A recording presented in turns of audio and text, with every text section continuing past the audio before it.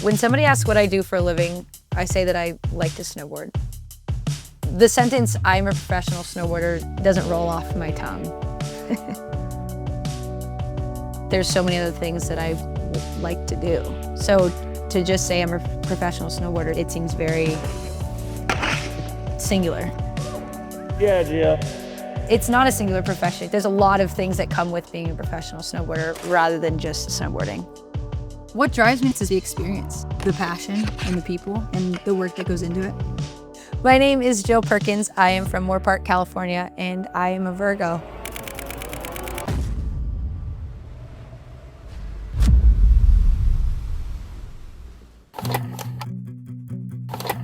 I come from California. Like, looking back, I'd be out all day, you know?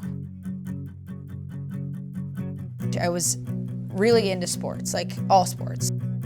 Team sports, skateboarding, like all these things. All I know that it was like inside of me, like when I stepped on the rink or the field, I felt powerful. It just felt like I was in control and fighting for something more. So then I found snowboarding my senior year and I was like, wait a minute, that part of me is like pumping, like it like wants to come out. Once I got involved, I think it just kind of like exploded. I was obsessed with snowboarding, but that needed to be backed up with hard work and with dedication. Yeah. This is Jill Perkins. She's a good one.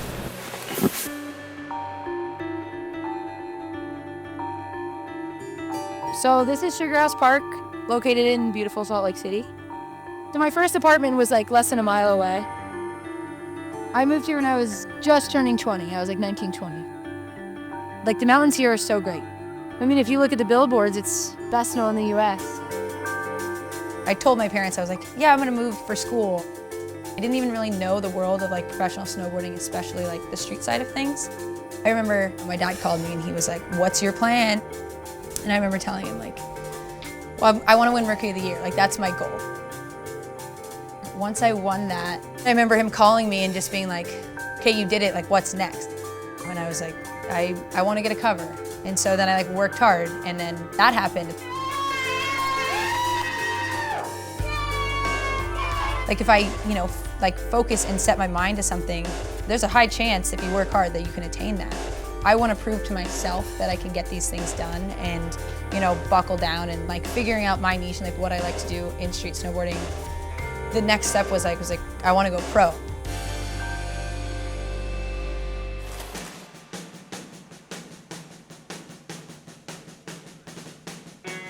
You know, for a long time, like when I started snowboarding, I felt like I was very drawn to like the gnarly side of snowboarding. I love pushing those boundaries of doing things that people are like, girls don't typically do that or girls don't snowboard that way. I like that. There was something so attractive to me in that, where I'm like, oh, no girl's ever front boarded a kink in the streets, like I want to do that. You know, back then, I was still figuring out my style and all this stuff, so like doing gnarly big things was my way to make a name for myself. I mean, it was just like, this is big, this is gnarly. There was a perception of women in snowboarding, which is so false. Like, they're good for a girl, or like, this is a girl spot. You know, I've been on trips where it's like, the boys will be talking about spots and they'll be like, oh, here's a good spot for you. And I'm like, well, what about the 7 spots that you guys were just showing each other? Like, don't single me out because I'm a woman, you know? There's no difference between you and I in this space. So I think I really like fought for that. I think like I had to prove to myself that I could like hang with them. Like, if I want to be in this space, then I have to do this because I'm sick of people saying she's good for a girl. And so I had to like step it up to try to, you know, fight with the boys.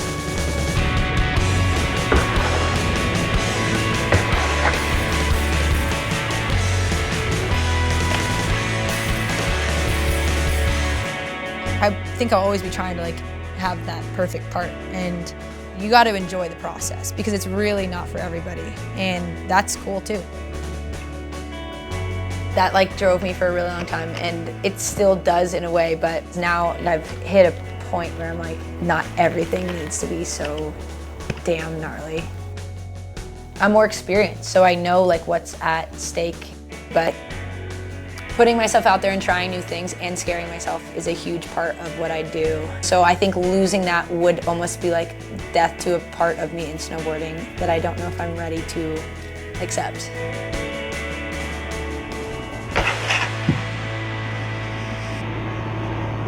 Stop. Stop.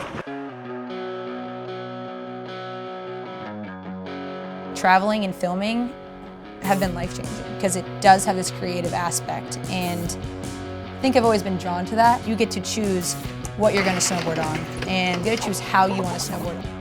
When you're driving around new cities looking for an aesthetic that you may be attracted to, it's really cool and it's exciting for me. I'm really fulfilled by doing something new. You know, maybe like opening up a spot to the world that hasn't been hit. There's some people that thrive in these situations, and there's some people that are like, get me out of these situations, you know? Creating a video part, there's like elements and there's pieces. In my head, there's like some sort of recipe, and a lot of it comes down to like what I want to film that year. I just learned this trick. I want to film it.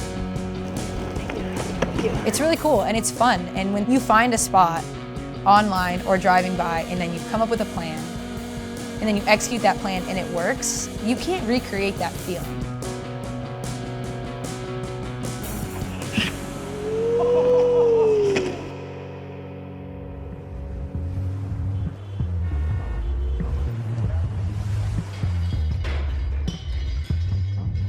I think for me, going to the gym and like working out in sports have always been like a huge part of me. But I will say, like, post being injured, I've taken it a lot more seriously. Like breaking like my sacrum and my like lower back, that was a very terrible time. Shoulders, like ankles, all these things, like I think in a very high impact action sport, you have to have a layer of protection. And as things progress, like it becomes a lot more gnarly. And so if you aren't doing your due diligence to get out there and take care of your body, you kind of just crumble.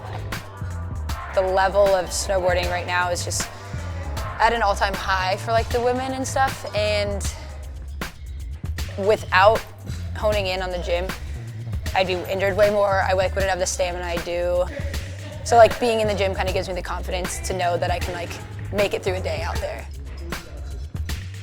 I take my physical health seriously. I take my mental health seriously. I think I put that off for a really long time and used it to fuel my fire to become the snowboarder I am. After years doing that, it kind of just catches up with you, and you realize that that is like a beast that kind of needs to be tamed in order to continue doing what you love to do. So it's a journey. I love filming, and I just want to be equipped to handle that in the most healthy way possible. Because at the end of the day, like that comes from like passion and love and drive, and those are things that are like really important to me.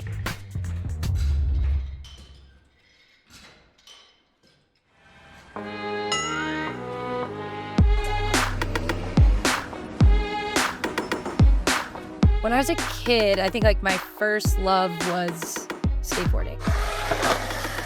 And I liked the thrill. That was exciting to me for some reason. I just was obsessed with it. And then kind of hung it up to dry. I got back into it. I think it's something that has always brought me joy and fulfillment. I think that's really important to embrace those things as we go through life. I just like genuinely enjoy going to the skate park with my friends, and like that type of camaraderie, and like to just be able to like laugh at each other and be proud of each other. It's really special to me. Like I find a lot of my snowboard inspiration through skating. I think I always have. It's fun to like do something that's like kind of similar to your wheelhouse, but not have the attachment that like you have during snowboarding. You gotta get that out of my face. I'm so fucking sweaty and hot and red, bro. I like can't even, I'm like. Jill has no chill, all right? The growth in women in both snowboarding and skateboarding has changed so much, like since I since I got into it, because that's really up to where my knowledge begins. Like, we're just seeing more women snowboard, like within the past 5 years. From my experience, when I was getting into snowboarding and started taking it seriously, it was a very small piece of pie that the women had to share. And that ultimately pitted us all against one another. And it was a very scary, unhealthy environment to be in. When you had something come up that you should be so proud of, it felt like guilt in a way. And that was really fucked up and hard. And, I think now that's kind of dissipated. I just can't help but to believe that because there's more women, there's less friction.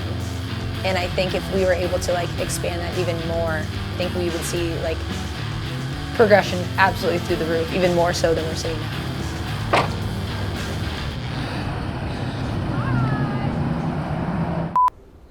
Any new tattoos?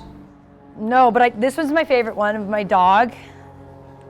It's my favorite one. It looks exactly like her.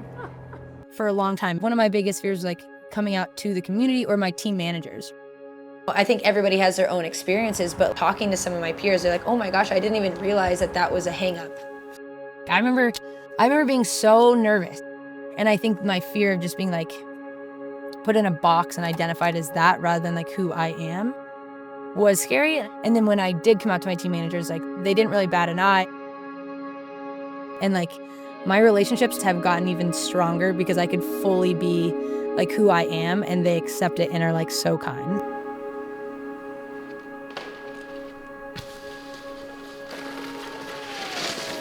Getting more women involved also eliminates the fears for the younger generation to be themselves. When I started, it was I have to be this cool kid. If I want to snowboard, I have to like the same bands.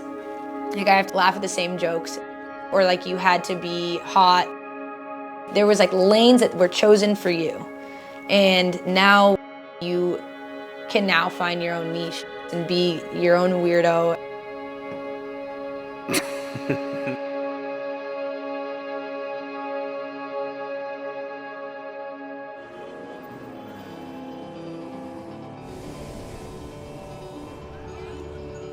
I am from California.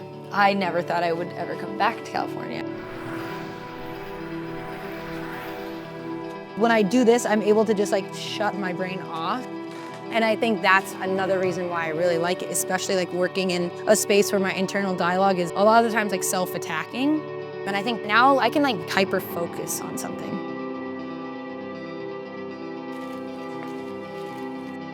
I find myself in LA in the summertime now, and I think for a long time I was so centered around snowboarding in Salt Lake and just feeling like I needed to be there because that's where the culture was. I think now my priorities has shifted a little bit. My family's here. I think I've lived and breathed snowboarding for so long and I love it, but I find it extremely healthy to finding excitement in different things. They say measure twice, cut once, but I like to do it a different way. Where I cut about 16 times. I think I felt a little lost in snowboarding for a while because I always was the only thing I do is snowboard. And so when I started doing this, I just became obsessed with it, similarly to how I would become obsessed with learning a trick or something. So it's been a fun process. I think in my snowboard career, I've been so overwhelmed so many times that this kind of brings me back to just being chill. Sometimes I need to chill out, and this is how I do it. It's been nice. It's also safe for the most part.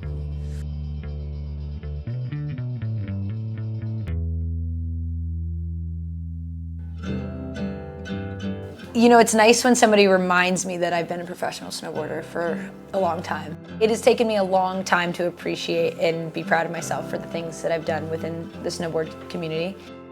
It's been really eye-opening to, get calls from girls being hey, what do you think about this? That to me, it's a really humbling thing because it reminds me to be introspective about what I've done. And I don't think that I do that enough. When snowboarding becomes a job, you kind of lose sight and you lose the access to progression. And what I recognize as a key to progression would really be to go snowboarding more, not for work, but for myself. Snowboarding has brought me to like some of the coolest places with the coolest cultures, the coolest people, beautiful sights. And so like when I look at it like that, snowboarding has really given me such a greater appreciation of life. And sure, there's times where you're working and it's difficult and it's a job, but when you take a beat to like settle down and kind of appreciate where this has taken me, it's like, it does make me feel proud. It does make me feel proud to say like I am a professional snowboarder.